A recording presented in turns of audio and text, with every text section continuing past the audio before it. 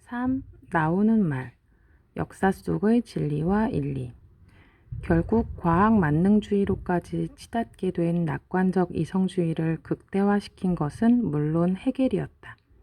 그는 말하자면 극적으로 팽창된 이성으로서 신곡을 쓴 인물이었다. 그런데 이 과학주의를 철학에 이식한 실증주의자들이 헤겔주의로 대표되는 사변철학의 난삽 애매한 면을 질타했다는 사실은 재미있는 역사의 아이러니이기도 하다.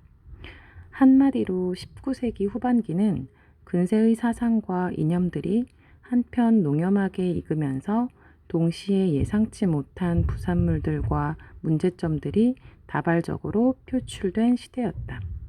소위 언어적 전회라는 정신사적 기폭제는 언어를 진리를 얻기 위한 단순한 매개체로 이해하던 종래의 생각에서 벗어나 언어 자체의 논리와 구조, 그리고 그 쓰임새에 관심을 갖는 경향을 조장하였다.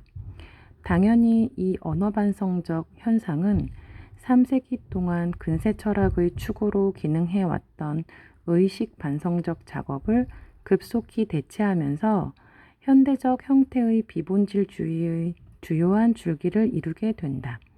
이미 여럿이 지적하고 있는 대로 근대 철학과 20세기 철학의 차이를 극히 단순하게는 의식과 언어의 차이로 설명할 수 있을 것이다.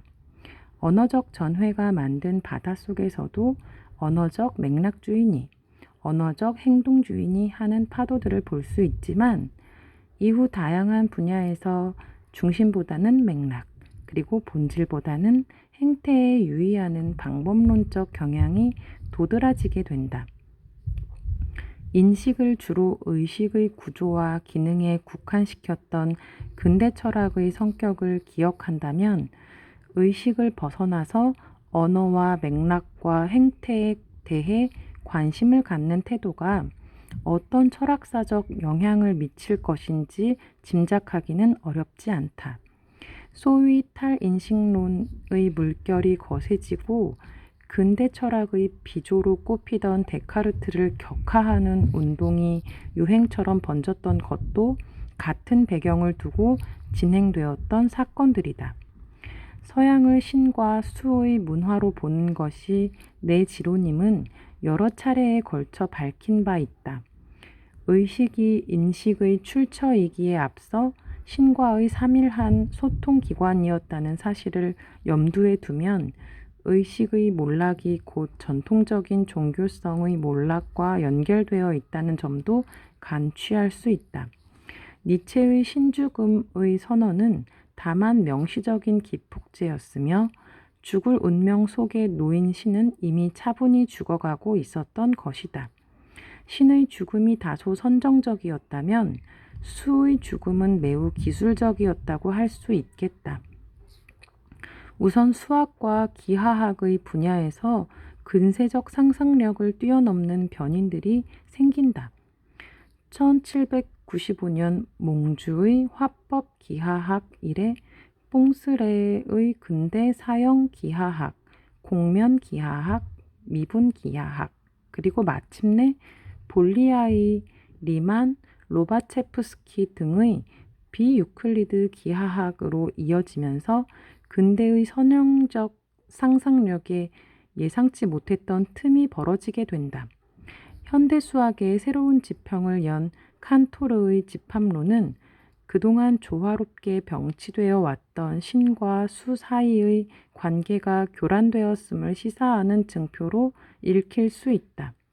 신적 개념인 무한을 인간의 활동인 수학에 도입한 것이나 부분과 전체 사이의 위계를 뒤집은 것은 비록 상징적이지만 혹자들이 지적하듯이 불경으로 읽힐 수도 있을 것이다.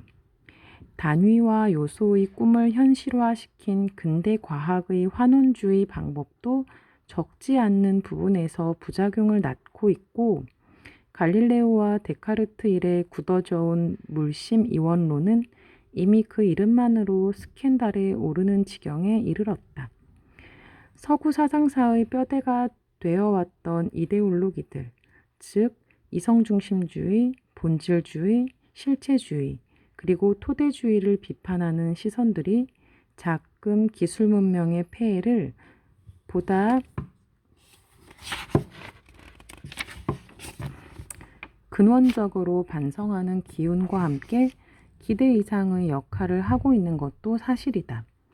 비슷한 맥락에서 실증주의와 기계론적 발상, 수리 물리학적 모델, 그리고 요소론적 세계관과 명사적 사유의 패턴 등도 자신의 사상사적 소임을 충실히 이행해왔던 과거를 느긋한 마음으로 돌아보면서 바야흐로 퇴역의 꿈을 꾸고 있는 듯하다. 물론 흔히 은퇴 후에 더 큰 영향력을 행사한다는 사실을 기억해야 하겠지만 말이다.